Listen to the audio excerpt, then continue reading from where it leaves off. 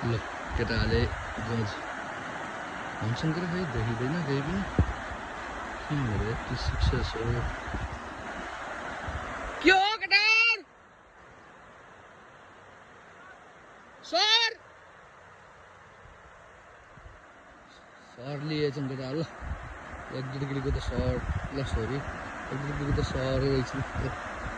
मजा आयो त्यहाँ एक डेढ किलो छ केटाले भर्खर ढाली खानु होइन सरी